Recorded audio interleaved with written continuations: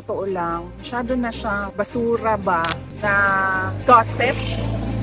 Hindi na siya dapat pinapansin. Ano ba talaga ang totoong kwento dito? Is this accountability or is this about removing a person who doesn't agree with the administration? Mga ginagawa ng mga kalaban na misinformation or disinformation para guluhin ang kwento at paboran yung naratiba na gusto nilang ipalabas. Parang ano ba ang gusto nilang ipalabas na naratiba? Baliw ako, bobo ako, pro-China ako.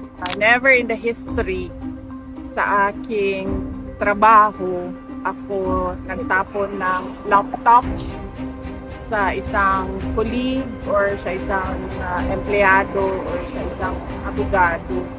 Makikita mo na they would prefer dito dahil napaka-competitive nitong mga countries na to and very business friendly yung kanilang mga batas and yung kanilang governance as compared to sa Pilipinas na ang levels ng corruption is from the office of the president hanggang doon sa barangay. VP, how was your visit with Tatay Digong, ma'am? Okay lang, okay ang visit. Ma'am, is he happy? Is he sad? Or is he... He's not joyous. He's not sad. Siguro because of the quiet reflection about God and the universe and whether or not merong Diyos o wala. Medyo subdued. Yan. That's the term. VP, just a quick question of political lang, ma'am. Ang dami pong mga statements na lumalabas sa different platform, ma'am, na tinapunan mo daw ng laptop ang isang empleyado mo, ma'am, na si Attorney Powa. Do you want to react to that particular statement or narrative? Actually, sa totoo lang, masyado na siyang basura ba na gossip na hindi na siya dapat pinapansin. Pero dahil tinanong mo, sagutin ko na lang, never in the history sa aking trabaho ako nagtapon ng laptop sa isang colleague or sa isang empleyado or sa isang abogado. Dahil unang-una, wala naman atang pag nagtapon ka ng laptop or nagtapon ka ng cellphone, wala siyang benefit sa iyo. And syempre wala siyang benefit sa tatamaan ng laptop or cellphone. Pangalawa, hindi ako gumagamit ng laptop kasi hindi ako marunong gumamit ng computer. Lahat ng mga documents, nire-rely ko lang yan sa kasamahan sa minsan na gumagamit ako ng laptop, gamit ko yon pag may Zoom meeting. Kasi para maganda yung image sa Zoom meeting, laptop ang ginagamit ko, hindi cellphone. Sunod ay yung laptop ko, personal ko siya na laptop. Binili ko siya, mahal siya, and hindi ko siya itatapon basta-basta. Sinsisira siya. Mahal, magastos bumili ng bagong laptop. Tinatanong nyo, bakit private yung laptop ko? Hindi ma-afford ng gobyerno yung gusto ko na laptop.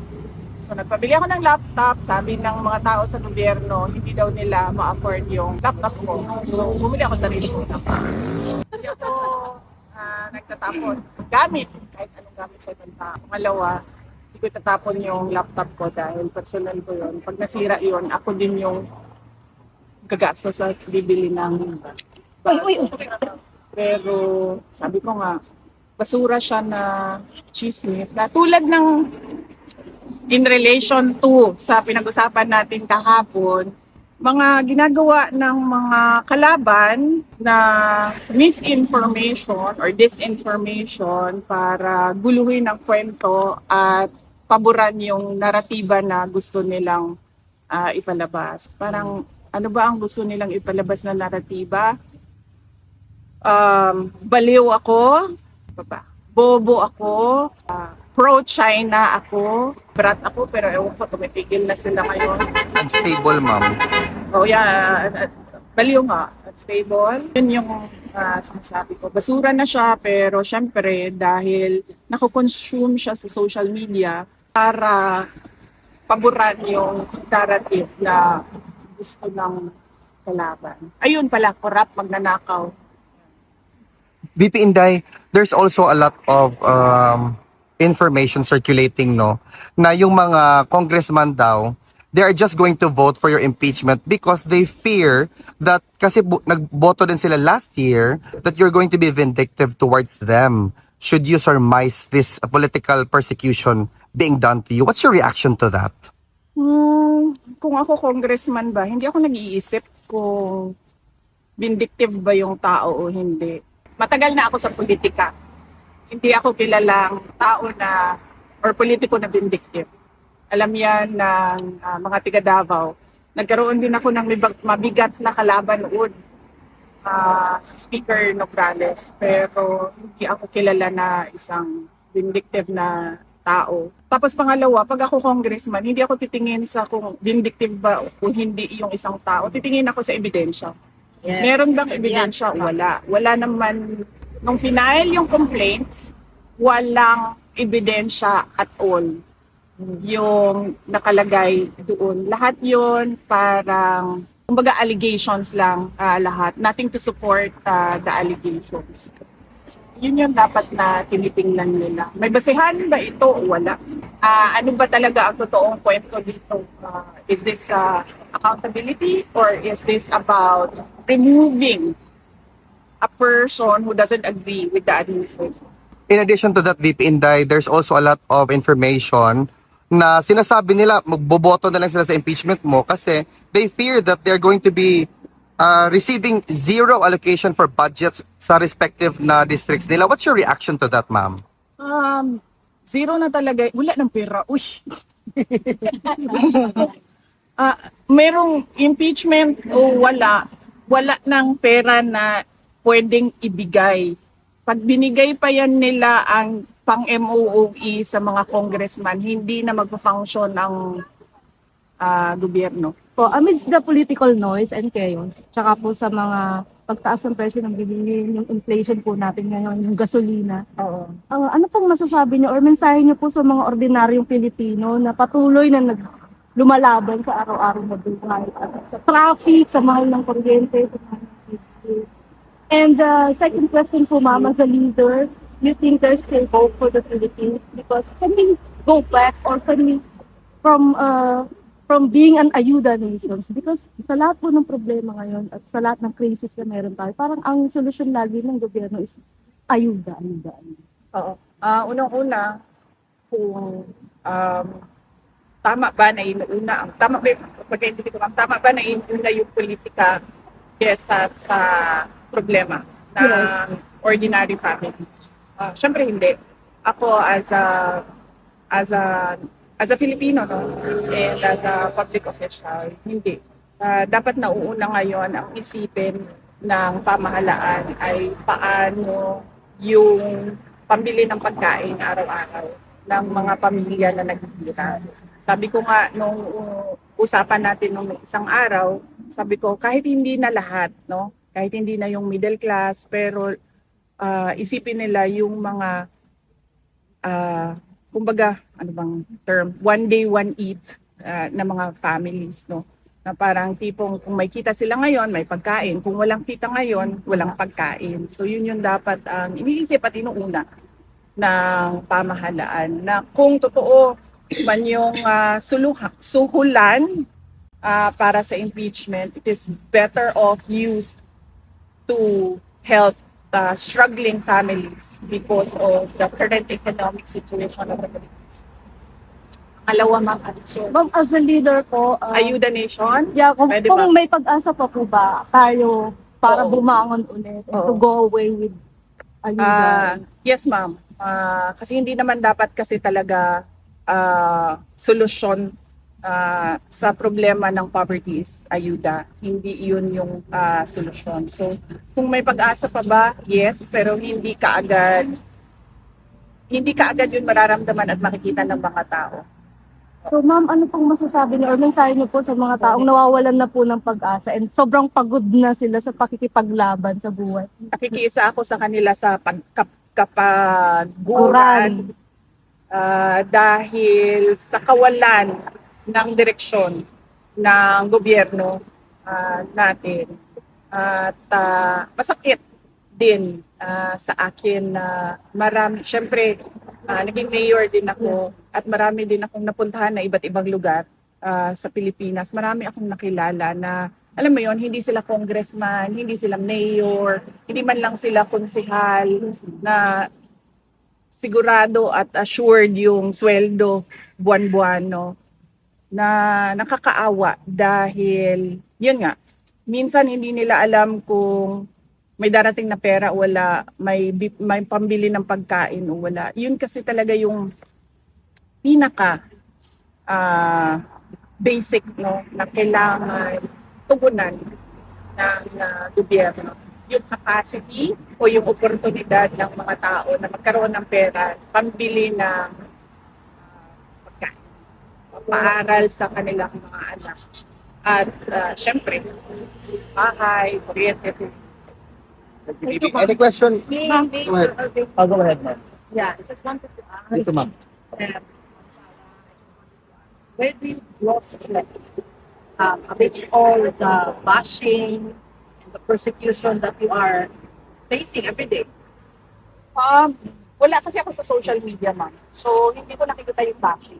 So, hindi talaga ako maaapektuhan ng what you don't know won't hurt you. Yes. So, ganun ang motto ko sa But what about the bashing. political persecution? Sa- Like how many you know, all this negativity that surrounds you in your office or you know, in your work?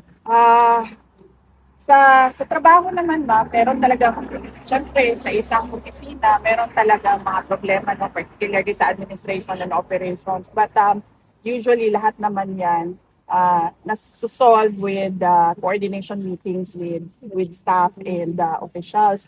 Pagdating naman sa politika, ano ko ba sabihin ito? Alam nyo naman na hindi ko gusto maging president. Kaya nga ako hindi tumakbo ng 2022. Lalo na vice president. Kaya nga ako tumakbong mayor noong 2022. So para sa akin, kung manatili akong vice president, well and good. Mas marami pa akong matutulungan through the office of the vice president. Kung hindi man din ako maging vice president, okay lang din sa akin. So, yung makakatulong pa rin ako sa mga tao sa ibang capacity na, sa ibang pamamaraan.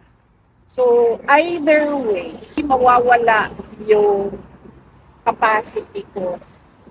Ako parang gigil ba doon sa posisyon. Kasi kahit anong posisyon naman, kung gusto mo talaga tumulong sa tao, pwede naman yun. And na-experience ko yun. Noong hindi ako tumakbo for congressman noong 2013, pagkatapos kong nag-mayor, hindi ako tumakbo sa politika. Nag-abogado ako and nakatulong din ako, hindi as far and wide as the office of the vice president, pero nakatulong din ng mga tao bilang ako. Ma'am, first ma'am, kamusta yung pag-adjust yun sa weather na pabago-bago? In one day, ma'am, pabago-bago. Tinatanong ako ng anak ko kanina kasi nag-ano ko ng sipon. Sabi niya kung sinisipon ba ako. Hindi man ako sinisipon pero I think sa lamig merong nasal drip.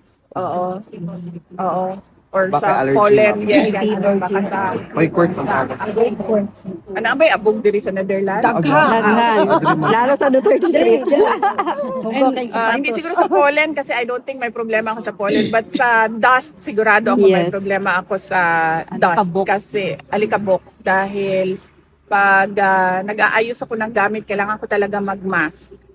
Because otherwise, pagkatapos ng ayos, diretso na yan sa ubo at sipon. And my question, ma'am, as of yesterday, ma'am, I think ang inflation rate natin is 7.2%.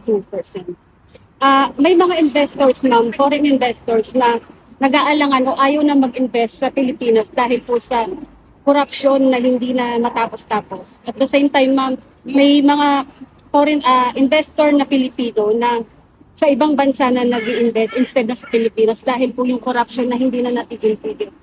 Especially, ma'am, sa Vietnam na po sila nag-i-invest Oo. instead na sa Pilipinas mismo. Yes. O, dati pa naman yan na walang investor confidence sa Pilipinas. Kasi unang-una, hindi tayo competitive tulad ng mga kapitbahay natin sa region. So, kung makikita nyo yung mga nag-i-invest sa atin sa Pilipinas, kung ikumpara mo siya sa mga kapitbahay natin at parang kapareho natin ng standing na bansa tulad ng Thailand, tulad ng Indonesia, makikita mo na Vietnam, makikita mo na they would prefer dito dahil napaka-competitive nitong mga countries na to and very business friendly yung kanilang mga batas and yung kanilang governance as compared to sa Pilipinas na ang levels ng corruption is from the office of the president hanggang doon sa barangay. So hindi lang siya ngayon, I think nag-worsen lang siya ngayon na zero na talaga foreign investor interest sa Pilipinas dahil sa mga corruption scandals. VP Inday, may mensahe pa si dating Pangulong Rodrigo Roa Duterte sa mga Pilipino today, apart from yesterday's? Wala siyang specific kasi hindi ko rin siya natanong kanina. Ikaw, ma'am. May message siya pero nasabi lang niya na gusto ko lang i-share yung nasabi niya kanina na you cannot talk about the universe without thinking if there is a God or not. Ikaw, ma'am, as Vice President, and again, I am confident in saying na talagang we are rooting for you. Whatever destiny Yes. may unveil in the distant future, ma'am, you are still our future President of the Republic of the Yes. Philippines. What's your message to the likes of me who actually share the same sentiment? Nagpapasalamat na undying and unending yung pagpapasalamat ko. In fact, sa totoo lang, naisip ko, I am very lucky dahil hindi lahat ng tao, hindi lahat ng politician, kung makikita mo, yung paniniwala at suporta ng tao ay laging nandyan. But in my case, kung makita ninyo, from 2016 kay PRD, noong midterm elections ni PRD 2019 hanggang 2022, yung sarili ko ng elections ay nandyan yung pagtitiwala. Even ngayon, no, na I'm besieged with paninira and unfounded allegations, nandyan pa rin yung, nandyan ka pa rin, nandyan pa rin na kayong lahat na sinusuporta. So, on that note, I am truly blessed by God for giving me that kind of support from my fellow Filipinos.